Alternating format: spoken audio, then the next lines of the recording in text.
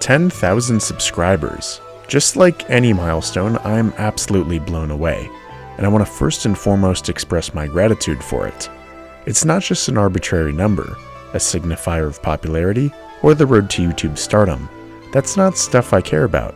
To me, it's a reflection of this growing community, one who loves Pokemon, pop culture, video games, art, and the simple joy of learning. The joy of engaging with one another and growing together as we learn more about the world around us through the lens of our favorite franchise. So, thank you once again.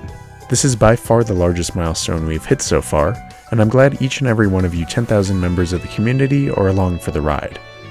Whether you just tuned in for the Z video series recently, or you've been here since December 2019. Now, as you can tell from the title, I'm once again making this special video as a way not only to commemorate the milestone through a fun exercise, turning myself into a Pokemon gym leader, and detailing what that would be like in the first half of the video, but also I want to give you guys a few important announcements about fun things related to the channel. I urge you to stick around for those at the end, but first, on to the main video. For my 5K special a few months back, I gave you guys a list of my favorite 20 or so Pokemon and why each one made the cut. Today, I want to do you one better and grab a few of my all-time favorites, plus a few that weren't on that list, and explain which of them would comprise a hypothetical gym leader team for myself. So we'll talk about which type of gym would fit my personality best based off my interests, passions, values, and skills in real life. We'll identify a Pokemon type to use, how to narrow down the Pokemon I'd use, the gym puzzle, and of course unveil art I made of myself as this gym leader and the final team that I would use. Basically a way to show off the ultimate Tam Valley translation into Pokemon, since I don't exactly have a Pokemon channel mascot like a lot of other YouTubers. So let's start with the basics. What types would I use?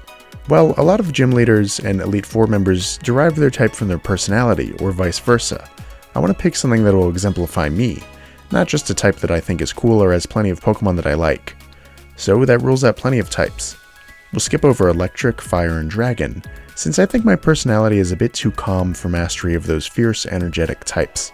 Also Dark, because I'd like to think that I'm not a particularly mischievous or malicious trainer, even though I love plenty of Dark-type Pokemon. And my channel here relies on a lot of knowledge, research, and analytics, but I don't think I identify with Psychic-type Pokemon or the persona of an ultra-genius Psychic-type wielder. And for my love of music, well, the sound type doesn't even exist. So let's instead identify who I am as a person in a more abstract sense, before I reveal the type that I actually thought fit the best.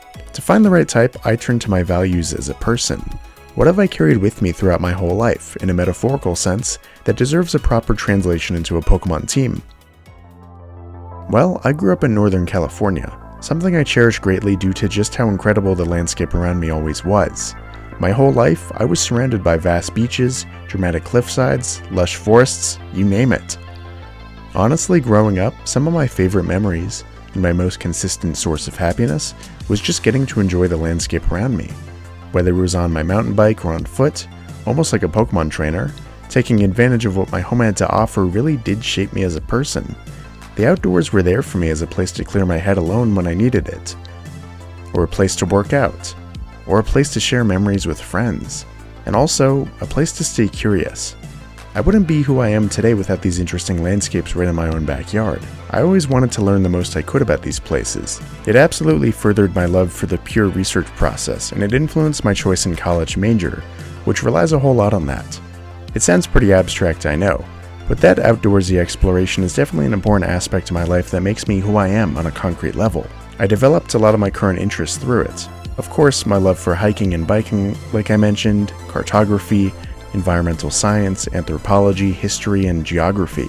So in terms of translating those very abstract values into a gym leader's team, well, it was hard to find 6 favorite Pokemon all under one type, especially with some degree of thematic cohesion. Not to mention I'm also trying to establish what I myself would look like as a gym leader to exemplify this theme, not just building a Pokemon team. So I settled on 2 types, the Ghost and the Grass types. These 2 types represent what I'm going for.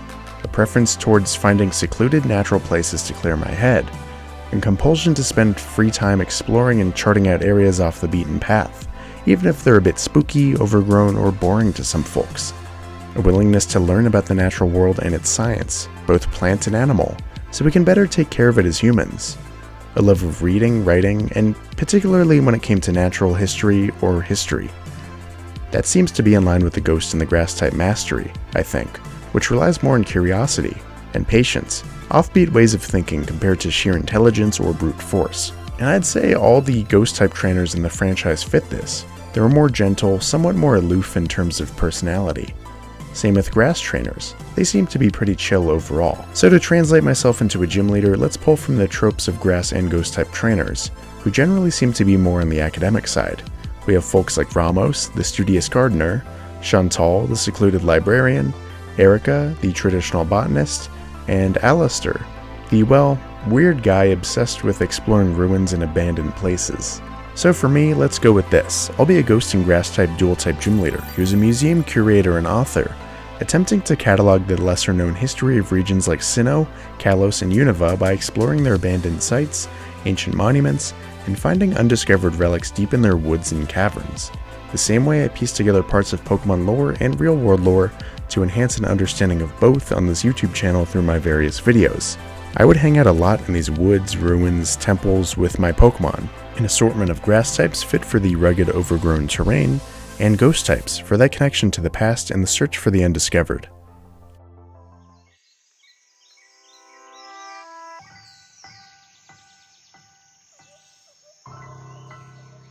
The gym challenge would reflect this well. You would find yourself on the outskirts of a sizable settlement, perhaps the ruins near Salacian Town or the giant chasm near Lacunosa Town.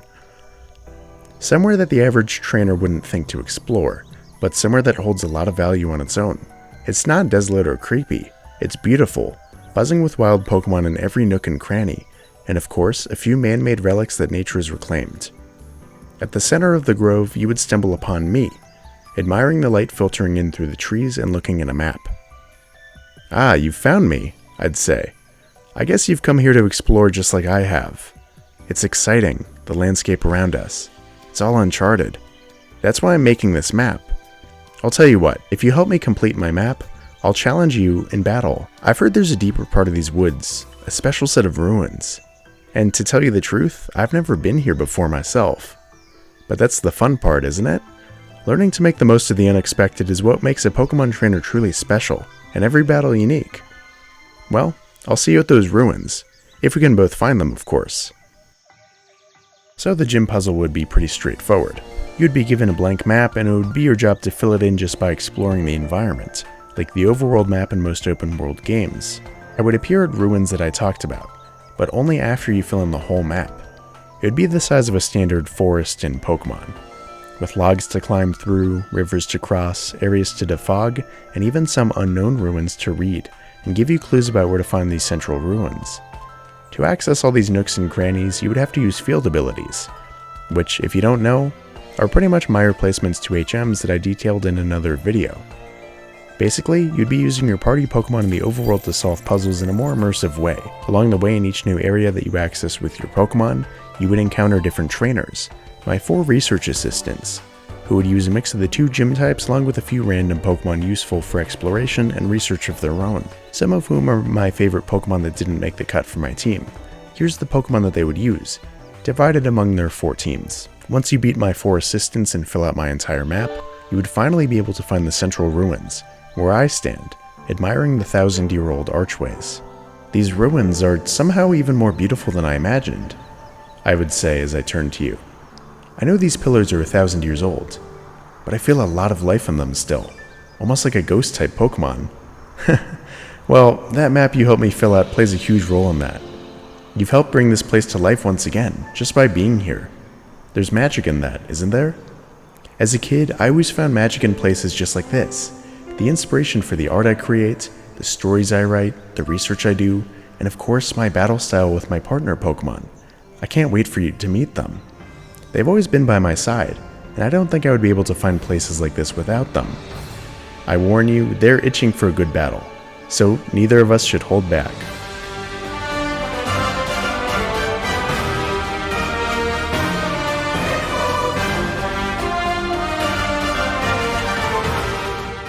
I'd lead off with my Sableye, a favorite Pokemon of mine due to its mischievous yet adorable personality. As an explorer, this Pokemon would help me seek out precious gemstones and relics in tombs that only itself could sneak into. This Pokemon would help me set up against you by hitting you with some status conditions and healing itself up, but if you managed to take it down, I would send in my Sawsbuck. This Pokemon would be the one I ride across forests like Weirdeer, a gentle yet beautiful Pokemon who I admire a lot for its fascinating changing colors with the seasons, though the warm autumn variant is my all-time favorite. Sawsbuck would be able to use Sword Stance, Horn Leech, Jump Kick, and Nature Power, as it becomes one with the lush environment around it and it can hit you pretty hard. Next up, it's time for Chandelure, a Pokemon I befriended while exploring the Celestial Tower in Unova and the ultimate embodiment of what I love about Ghost-type Pokemon. Wise yet goofy spirits inhabiting the body of cool and interesting objects, one of my all-time favorite Pokemon design tropes. This powerful fire type would be able to hit you pretty hard with Shadow Ball, Fire Blast, Energy Ball, and Pain Split. Next up, my fourth Pokemon, Dhelmise. This watery Pokemon was another pickup when I was exploring the vast seas around Alola, and it has that perfect mix of spookiness and goofiness that I love. Plus, I grew up by the ocean in real life, so I have a deep sense of attachment to this Pokemon's overall aesthetic. It's also a perfect navigator as me and my team explore uncharted areas, as it literally has a compass built into its body. Bonus points for being both grass and ghost type, the only team member to represent both gym types. This ghostly anchor would use Power Whip, Anchor Shot, Gyro Ball, and Iron Defense. If you manage to take down Dhelmise, it's time for my two strongest Pokemon. First up, the Pokemon that I have the strongest bond with, Hisui and Decidueye. Though this wasn't the first Pokemon I ever raised, it was gifted to me as a Rowlet in Alola while studying there, and raised patiently throughout my travels. Eventually, I chose to evolve it into its ancient Hisuian form when learning from the elders of Celestic Town. This Pokemon is also the perfect blend of grassiness and ghostliness for my liking, though it obviously has a fierce fighting type edge as well.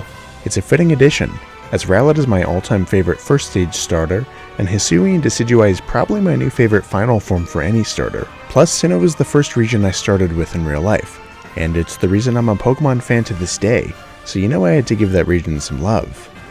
Decidueye would use Leaf Blade, Triple Arrows, Brave Bird, and Psycho Cut, my best all-around attacker who wouldn't hold back. Finally, you've reached my last Pokemon, where I send in Golurk. As I mentioned in my 5K special, I don't exactly have a favorite Pokemon, but Golurk is probably my favorite Pokemon design of all time. I absolutely adore this Pokemon's emphasis on ruggedness, elegance, ancientness, but also friendliness. A very balanced design that epitomizes everything I hope to convey through my personality as a gym leader and real-life Pokemon YouTuber. This Pokemon would be able to use Shadow Punch, Stone Edge, Earthquake, and Hammer Arm. A very formidable opponent, one who I've traveled across the world with, and learned countless battle styles. But before you can defeat it, the sky begins to darken and clouds swirl in. It turns out we found just the place to battle, I'd say, because my research has shown me this ancient monument is actually a power spot. It's time for you to meet Gigantamax Golurk. Towering above the forest would be a brand new form for this Pokemon, and a full-on Spartan warrior. Its cracks have repaired itself as they become impenetrable marble blocks, and precious metallic patterns have formed into armor. Plus, it wields a massive sword perfect for this epic duel, which it could swing to use its signature G-Max move, G-Max Spirit Guardian, a powerful blast of ancient energy that would blast your Pokemon while casting a protective spell on mine, removing any status conditions or stat lowerings you did to me. If you'd like, you can Dynamax or Gigantamax a Pokemon of your own, but either way, it would be a battle to remember. After a hard-fought finale, you finally take down my Golurk, and the forest floor returns to its naturally calm state. I gotta say, I'm proud of you. Not that being the strongest trainer has ever been all that important, but you've proved that you've got something special. All it takes is a sense of adventure, a willingness to believe in your partner Pokemon, a desire to learn and grow, and you're all set. To me, that's the ultimate mark of a Pokemon trainer. Now, before I go, please have this.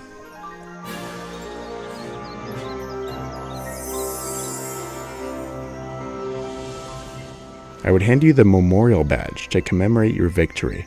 Take this, so you never forget the adventures you had with the ones you loved and trusted the most.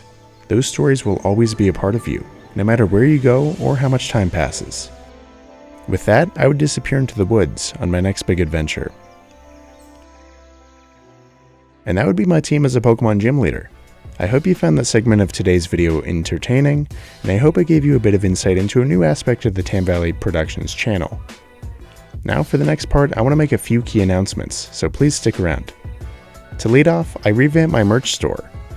That's right, I've always had this store up, but I never really promoted it.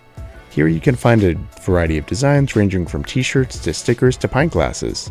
We've got the current logo with that lovely shade of green and lavender, or you can opt for a classic logo that existed for most of the channel's history if you're in a throwback mood. We've also got a sweet Orovian Aerodactyl design, though it's not called that for legal reasons. And the most important movement of all, bring back Woohoo Island. More designs are on the way, so please go support the channel by getting yourself some Tam Valley swag if you'd like. And let me know what other designs you'd want us to add to make the merch store the best it can be. Secondly, 2 video related updates. I just moved into a more fixed living space, a brand new apartment. So beginning the first week of June, I'm happy to announce a weekly Tam Valley stream. That's right, once a week I will be streaming either a game of our choosing or an art stream, where I make some art and you can all hang out and help me perfect the design to be featured in future videos. I haven't decided on the day of the week, but I'm thinking either Tuesday or Wednesday evenings, so it's a nice midpoint from my usual weekend uploads. I'll run a few polls here on YouTube both to learn about convenient times for all of you, as well as games you might want to see me play, so stay tuned for that, because I'm really excited to devote some time streaming like I did back in January when Legends came out. By the way, when I start streams, that means I'll also be settled in the new studio, which I hope to make as awesome as possible so I can show off my face in more videos. So that's when I'll also do the official Tam Valley studio tour that I was originally planning on doing for this 10K special, since I thought this channel would hit 10K a bit later than it did. Not that I'm complaining or anything. The second half of this video announcement is a fun project I have in mind. In my next Orova region art video, I want to include a lot of art from all of you. In the Tam Valley Productions Discord, there are plenty of talented artists who have already poured out incredible spins on many of the Pokemon that I've designed, and I want to show it all off with a fun twist. Here's how it's going to work. A few days before my video comes out and I show off the designs, I'll actually send over a description, name, and typing of the Orova Pokemon in the Discord channel, without the art that I made. So you'll have a week or two to interpret the Pokemon based off the prompt I sent, while I edit the video featuring my official art of the Pokemon. Then when the video comes out, I'll be showing off my art like usual, then I'll show off all the different blind interpretations of the Pokemon that you all came up with. It'll be a great exercise in creativity, as well as a way to show off the incredible work many of you have already made in the Tam Valley Discord. If this sounds like something that interests you, please join the Tam Valley Discord with the link below. And if you already are a member, great! I'll be creating a brand new channel for this challenge in the next week or so stay tuned and make sure you send in your art when I announce the prompts in that channel, because I'm really looking forward to it. Finally, and perhaps the most important update before we keep rolling, is the creation of the Tam Valley Productions Patreon. That's right, I was back and forth on this one ever since I first became monetized almost exactly 2 years ago. I simply felt like I couldn't in good conscience ask for your money when I didn't have that much to offer beyond my pre-existing upload schedule. For most of the channel's history, I was a full-time college student, and the extra revenue I saw was nice, but I was a student first, so I couldn't delve more into the channel than I already did because of time constraints, even if I did want to put a hold on other things in life and focus on the channel. But now things have changed. This channel has grown to such a degree in the last 2 years, and especially the last few weeks, that I've seen a significant amount of revenue from YouTube, to the point where I can reasonably justify YouTube as a legitimate part-time job and revenue source, rather than a side thing while I complete my college degree and work at a coffee shop or bar. Believe me, I would much rather pour myself into the channel each and every day than find the offhand time to make videos in between shifts of another soulless job. So that's where you come in. By no means do I expect anything from you. My content is here to stay, and I will never cut back on my time as a creator. But if you help me out with a little extra revenue on Patreon, YouTube, as I mentioned, will legitimately become a reliable way to pay the bills, and this channel will get the time and resources to grow even more. More uploads, the hiring of editors for the occasional video, art commissions for things like the official Orova region map, and maybe a few character or legendary designs for a future visual novel like Pokemon Z. Your support would be incredibly generous. And even you just watching this video and all my current ones is enough, believe me. But if you're able to join as a Patreon member, I currently offer 2 tiers, the Researcher and the Professor tiers. With the Researcher tier for just $1 a month, you would get the classic Patreon rewards, designation as an official patron through a unique color flare in the Tam Valley Discord, as well as your name in the credits of each and every video I make. With the Professor tier for $3 a month, you would be designated as an official professor of the Tam Valley Productions channel, meaning your generous support will land you not only your name in the video credits and a Discord designation, but also access to the Professor's Lounge, an exclusive channel on the Discord where you can connect with other professors and actually help me directly with future videos. Once a month, I'm going to be running polls based off of all of your ideas where you help me vote on a video topic. And the winner is the video that I'll be making. That'll happen every month guaranteed. As all of you know, I upload everywhere from 2 to 4 videos a month, so even if I only make a single long video in a given month, that one video will be the professor chosen video guaranteed. So through this tier on Patreon, you'll become a very important voice on Tam Valley's Pokemon research team, one who I'll trust with procuring the finest video topics for our community. Plus, with both tiers, you'll have access to Patreon-only posts. I promise to never lock away mainline channel content behind a paywall, so I won't be posting exclusive Patreon videos. But these posts will show off Pokemon designs I'm working on ahead of time, or serve as a little creator blog to follow along with, just as an added bonus. Again, regardless of your involvement level on Patreon, I couldn't express the gratitude I already have for all of your support. Really. It has meant the world, and today is as good as a day as any to express my sincerest of thanks. With that, I have officially wrapped up all I have to say about the future of Tam Valley Productions. Again, I couldn't thank you enough for the bright future we've all paved for the channel. Thanks for watching, and I'll see you next time for more content.